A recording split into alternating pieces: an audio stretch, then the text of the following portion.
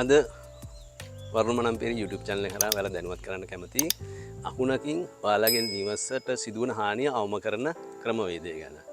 ඉතාමත්ම තප්පර ගානක් මොහොතකින් ඔබට ලක්ෂ 5ක 10ක ලක්ෂ 20ක වගේ අලාභ හානියක් සිදු වෙන්න පුළුවන්. මොකද අකුණක් ආවොතින් ටීවී එක ඩැමේජ් වෙන්න පුළුවන්. සමහර ලක්ෂයක් හෝ ලක්ෂ 2ක හානියක් ඔබතුමා. එතකොට CCTV ඩැමේජ් වෙන්න පුළුවන්. රෝලර් ඩෝ එකේ සෙන්සර් එකට ඩැමේජ් වෙන්න පුළුවන්. LED lights විශේෂයෙන්ම මේ කුඩා අකුණකටත් හානි වෙන අවස්ථාවන් තියෙනවා.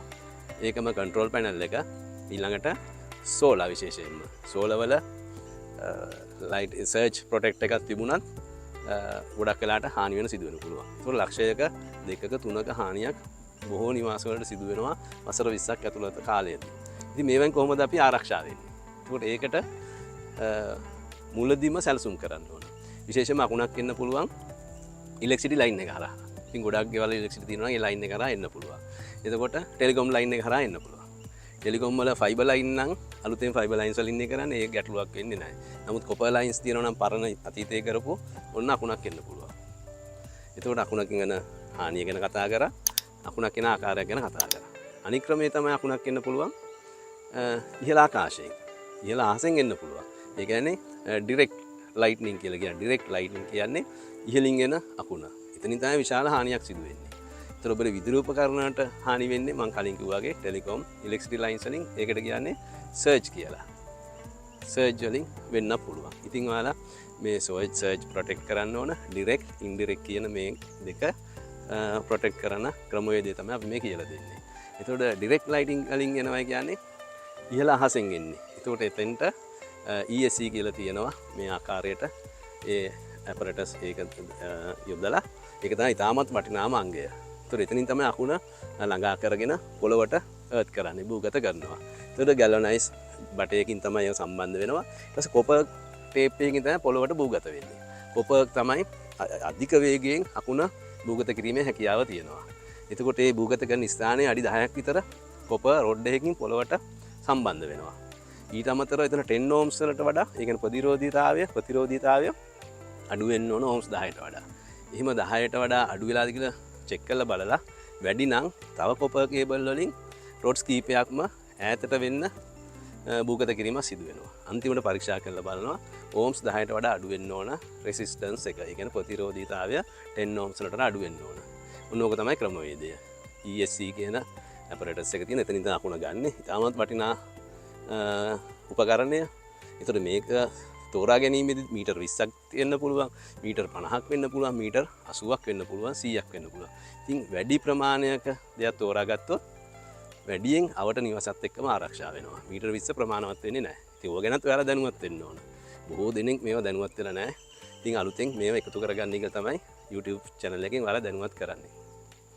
එතකොට මම කිව්වා මේ වටිනාම අංගය ප්‍රොටස් එක GI බට එනවා කොපර් කේබල් එකෙන් භූගත වෙනවා. ඒතර ඊට අමතරව CCTV වලටත් සවි කරන්න අවශ්‍ය වෙනවා. කන්ට්‍රෝල් පැනල් එකටත් ඕන වෙනවා.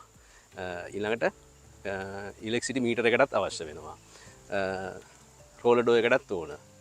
ඊළඟට ඔයාලගේ විශේෂයෙන්ම සෝලර් පැනල් ඉන්වර්ටර් එක ළඟටත් මේව සවි කරන්න ඕන. ෆ්‍රිජ් එකටත් සවි කරන්න පුළුවන් නම් ගොඩාක් හොඳයි. වටිනා උපකරණ වලට අනිවාර්යයෙන්ම සවි කරන්න විශේෂිත උපකරණ තියෙනවා ඒ අදාළ ආයතනවල. ඉතින් මේවා ඇතුලේ තියෙන ඒවා සවි කරන්න නම් ඔයාලා දැනුවත් වෙන්න ඕන. මූලික අධීරයේදීම නිවස ඉදි කරන අතරතුරේදීම වයරින් එක කරනකොටම මේවට වයර් යොදන්න ඕන. ඉලෙක්ට්‍රිසිටි කනෙක්ෂන්ස් ඒවා හරියට ලේ කරලා තියෙන්න ඕන. පසුව කරන්න ගියොත් කර්සින් දාන්න වෙනවා, බිත්ති කඩන්න වෙනවා. මේවාගේ අවසාන වෙලා පේමන්ට්ස් දැම්මට පස්සේ කරන්න බෑ. ඔයාලා ඉදි කරන කලින්ම මේවා සැලසුම් කරලා තියෙන්න ඕන. ගොඩාක් නිවාසවල මේවා සිදු වෙන්නේ නැහැ. මොකද දැනුවත් කර නැති හින්දා. ඉතින් උස ගොඩ නැගිලි නිවාස වලට විශේෂයෙන්ම ඕන ඩිරෙක්ට් ලයිටින් වලින් ආරක්ෂා වෙන්න. මොකද අකුණු වෙන්නේ උස වැඩි ගොඩ නිවාස වලට ගොඩ නැගිලි වලට ඒකින්ද ඒ අවශ්‍ය වෙනවා. ඒ නැති වුණත් අවට සාමාන්‍ය ඉලෙක්ට්‍රිසිටි ලයින් එකකින් එන්න පුළුවන්. ඒවයින් ආරක්ෂා වෙන්න තනිතලා ප්‍රදේශයක ඔබගේ නිවස පිහිටලා තිබුණත් අවශ්‍ය වෙනවා සර්ජ් ප්‍රොටෙක්ටර්ස් මේ වගේ ලයිට්නින් වලින් ආරක්ෂා වෙන්න. ඉතින් ඔයාලට පේනවා මෙතන මේ අකුණක් වැදිලා තියෙනවා. මේ අකුණු වදින කලාපයක තියෙන ගැටලුවක් නැහැ. ඩිරෙක්ට් ලයිට්නින් ඇපරටස් සවි කළා සර්ජ් ප්‍රොටෙක්ටර්ස් දැම්මම කිසිම ගැටලුවක් ඇති වෙන්නේ නැහැ. ඉතින් මේව මූලික අධිරේදීම යම් ප්‍රමාණයක් වීදම් කරන්න යනවා. ලක්ෂ 3-4ක් විතර වීදම් වේවි. ඒත් ඔයාගේ විදුලි උපකරණ ආරක්ෂා වෙනවා. ගින්නි ඇති වෙන්න පුළුවන් නිවාසෙට ඒ ගින්නෙනුත් ආරක්ෂා වෙනවා. විශේෂයෙන්ම ඩිස්ට්‍රිබියුෂන් බෝඩ් එක හරහා එන වයර් වලින් ඔබගේ නිවස හරියට එර්ත් වෙලා නැත්නම් ඉලෙක්ට්‍රිසිටි ලයින් එක ඩිස්ට්‍රිබියුෂන් බෝඩ් එකේ ලයින් එක හරහා ගිනි ගැනීම සිදු වෙනවා. ගොඩාක් ගොඩ නැගිලි වල වෙලා තියෙනවා. ඒ කියන්නේ ඉලෙක්ට්‍රිසිටි ලයින් එකත් හොඳට භූගත වෙන්න ඕනේ. එතකොට තමයි එන අකුණ පොළවට ගමන් කරන්නේ. එහෙනම් අදට වරුණ මනම්පෙරි YouTube channel එකෙන් මම නවතින්න වෙනත් වීඩියෝ එකකින් ඔයාලා හමු වෙන්න එන්න. ඔබේ ජීවිතයේ සදාතනික නිවාස සිහිනය සැබෑවක් කර ගැනීමට හමුවන්න ශාස්ත්‍රීය නිපුණත්වයේ ප්‍රවීණයා වරලත ඉංජිනේරු වරුණ මනම්පෙරි. වාස්තු විද්‍යානුකූලව නිවාස හා ගොඩනැගිලි ඉංජිනේරු ත්‍රිමාණ විදුලි සැලසුම් එකම තැනකින් වරුණ මනම්පෙරි ඇසෝසියේට් ප්‍රයිවට් ලිමිටඩ් අනකාරික ධර්මපාල මාවත නුඹේ මාතර ශාඛා මාළඹේ අමතන්න 077 30 30 390